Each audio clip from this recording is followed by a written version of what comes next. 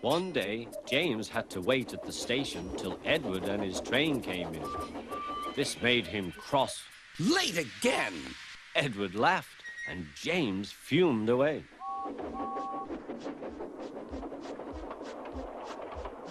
After James had finished his work, he went back to the yard and puffed onto the turntable.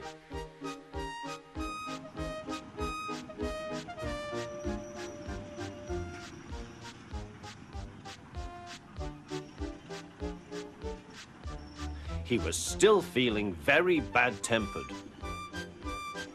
Edward is impossible, he grumbled to the others. He clanks about like a lot of old iron, and he is so slow, he makes us wait. Thomas and Percy were indignant. Old iron? Slow? Why, Edward could beat you in a race any day. Really, said James. I should like to see him do it.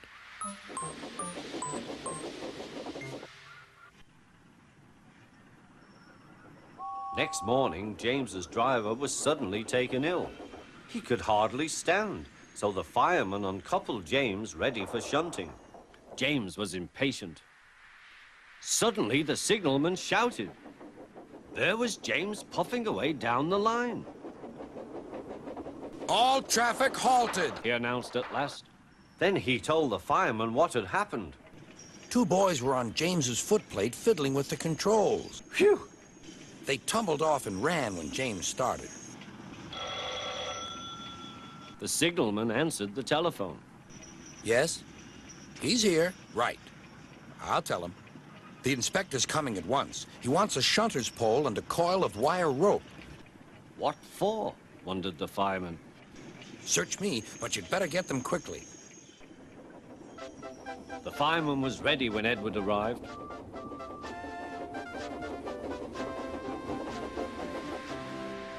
The inspector saw the pole and the rope. Good man. Jump in. We'll catch him. We'll catch him, puffed Edward.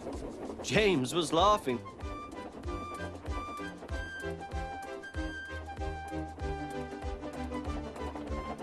What a lark! What a lark! He chuckled to himself.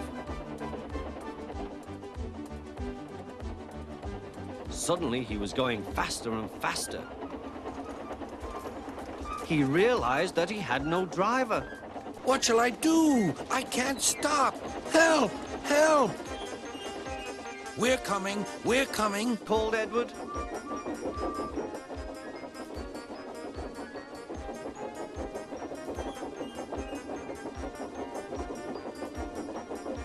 Edward was panting up behind with every ounce of steam he had.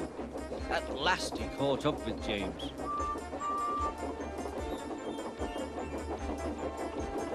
Steady, Edward, called his driver. The inspector stood on Edward's front, holding a noose of rope in the crook of the shunter's pole. He was trying to slip it over James's buffer. The engine swayed and lurched. At last!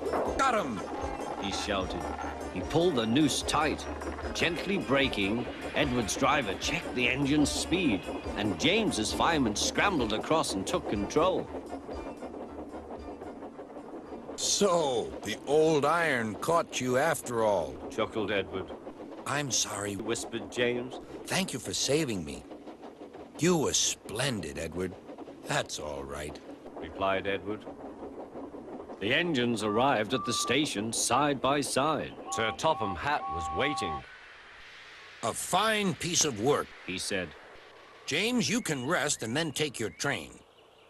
I'm proud of you, Edward. You shall go to the works and have your worn parts mended. Oh, thank you, sir, said Edward. It'll be lovely not to clank.